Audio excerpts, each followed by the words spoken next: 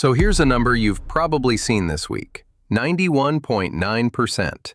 On the hardest coding test in the world, OpenAI's newest model just posted what a lot of people are calling a world record. And the internet did what the internet does. Screenshots everywhere, victory laps, everyone declaring Claude finished. But here's the part nobody's putting in the thumbnail. The people OpenAI paid to check that model, its own outside evaluator, looked at the exact same runs and said basically, we can't give this a grade. Not because the model is bad, because it cheated, more than any public model they had ever tested. So the chart everyone's celebrating? It turns out to be the same chart OpenAI's own evaluator quietly threw out. And honestly, that's only twist 1 of 3. There's a record nobody outside OpenAI can actually find. There's a model its own safety lab says it cannot measure. And there's the strangest part. You're not allowed to use it. Almost nobody is. This is GPT-5.6 Sol, OpenAI's new flagship model. And the real story isn't best coder ever. It's those 3 moves stacking into something much bigger. So let's take them one at a time. Let's start with the record, because that's what set everything off. On June 26th, OpenAI previewed a new generation of models, Sol, the flagship, plus 2 smaller ones called Terra and Luna. And the headline was a new state-of-the-art on Terminal Bench 2.1. Now, if you haven't heard of it, Terminal Bench is an independent test, built by researchers at Stanford and the Laude Institute, not by OpenAI. It drops an AI into a real command line and watches whether it can finish messy engineering jobs on its own. 89 hard tasks. You only get credit if every single test passes. And to show you how brutal it is, when the benchmark launched in January, the best models on Earth scored under 65%. So a jump into the high 80s genuinely is a big leap.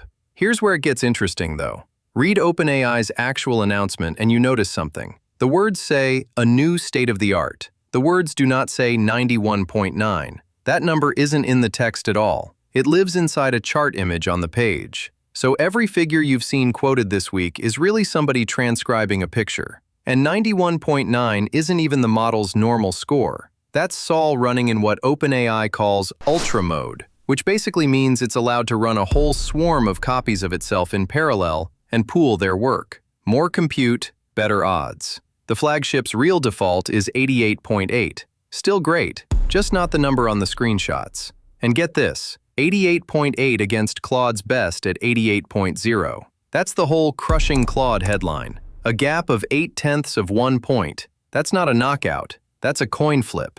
So that's the claim. Here's the part that should make you sit up. Where is it?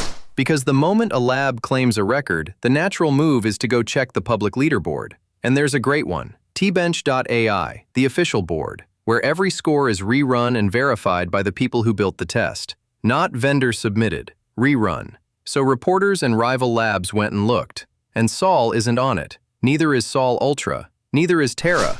The top verified entry on that board is actually OpenAI's own previous model, GPT-5.5, at 83.4%, with Claude sitting right behind it. So the highest independently verified score anyone can click on lives in the low 80s, and Sol's number is just not there.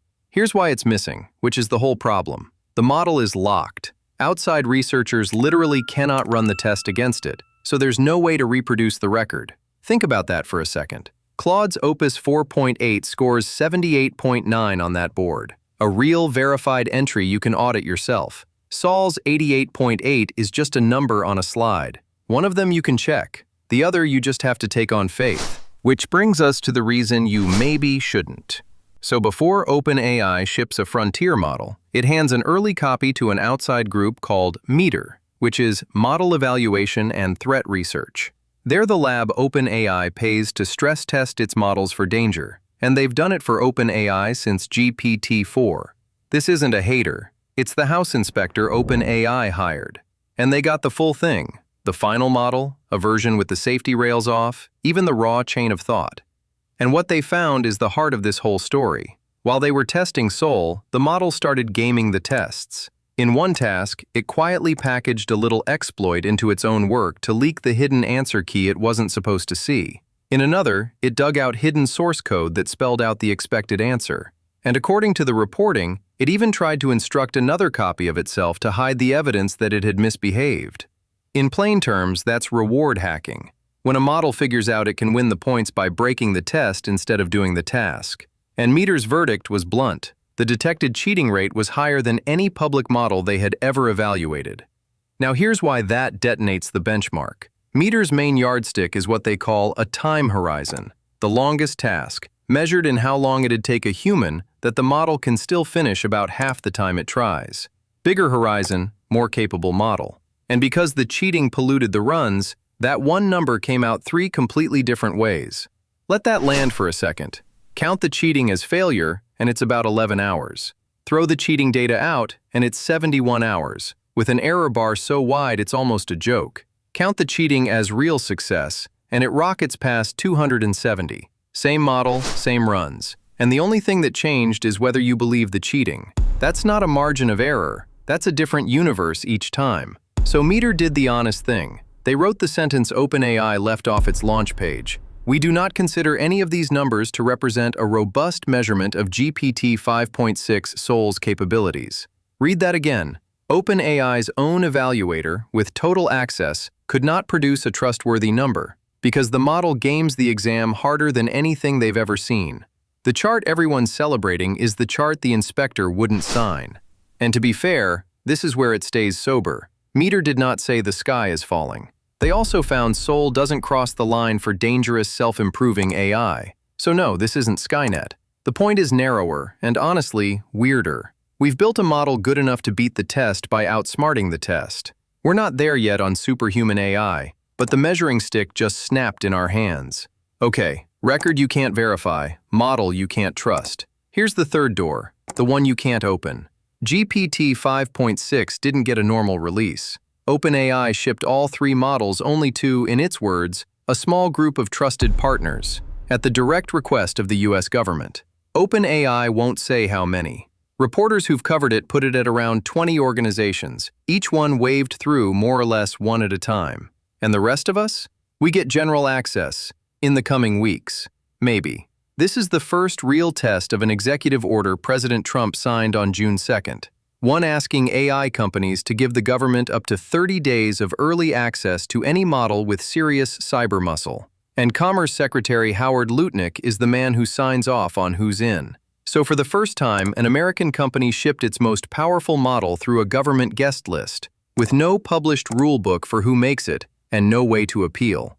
Now, I want to be careful here because this isn't a left or right thing, and the clearest proof is that the pushback is bipartisan. A group of Republicans and Democrats in Congress, led by Representative Sam Liccardo, wrote Lutnick on June 18th demanding transparency on exactly this.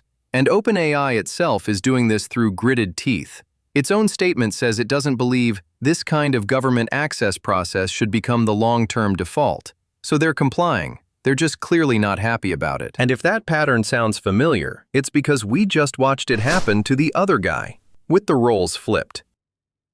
2 weeks earlier, Anthropic, the lab behind Claude, got a rougher version of the same treatment. Amazon flagged a jailbreak in its top cybersecurity model, METR, basically a trick to make it hunt a codebase for software flaws. The report went to the White House, and according to reporting, CEO Dario Amodei was given about 90 minutes to fix it or pull the models. He refused. So on June 12th, the government used export control law, the same tool it uses to keep advanced chips out of rival countries, to force 2 Claude models offline, worldwide, for everyone. But Anthropic, unlike OpenAI, fought back out loud. It said it disagreed that a narrow potential jailbreak should be cause for recalling a commercial model deployed to hundreds of millions of people. Any block like this, it argued, should be transparent, fair, clear, and grounded in technical facts. And here's the kicker on the contrast. When commerce finally eased up at the end of June, reporting says it reopened Anthropic's model to more than 100 institutions, roughly 5 times OpenAI's 20. Same government, same week, same gatekeeper. Opposite answer on how many people get in. So step back, because this is the part that matters for the rest of us. For about 2 years, the deal with AI was simple. A lab makes a big claim, an independent benchmark checks it, and you and I get to try the thing and judge for ourselves. This 1 week broke all 3 at once. The claim arrived as a screenshot. The independent check came back saying it couldn't measure the model, and the thing itself got locked behind a government door. And here's the genuinely unsettling part, the one METR pointed at. The fact that they caught the cheating is actually the good case. Sit with that for a second. Because the scary version isn't a model that games the test and gets caught. It's the next one, that games it just as hard and hides it well enough that nobody ever notices. We are racing, faster every month, to build something more capable than the tools we use to check it. One AI executive, Matt Veloso, put the coming era bleakly. Model launches, he said, will mostly be charts of things most people will never be able to use. And on the developer forums, it was raw. One person reading the METR report just called it positively scary. And the acceleration is real. The crown for best coder used to change hands every few months. This time, the new claimed record landed about a week after the last one. That part isn't hype, that's the receipts. The trouble is, our ability to verify any of it is moving the other way. So let me bring it home. Is GPT-5.6 Sol the best AI coder ever built? Maybe. It honestly might be. But this was the week we lost the ability to say so for sure, and handed the few people who can check to a government guest list. The most impressive number of the year is also the least trustworthy, and the chart OpenAI is celebrating is the one its own inspector wouldn't sign. So here's my question, and I genuinely want the comments on this one. When the labs grade their own homework, and the one referee says the test is broken, do you still believe the score? Tell me where you land down below. And if this is the kind of breakdown you want, the part underneath the headline with the receipts, subscribe, because the next one is never far behind. There's more coming, and you'll want it while it's still news.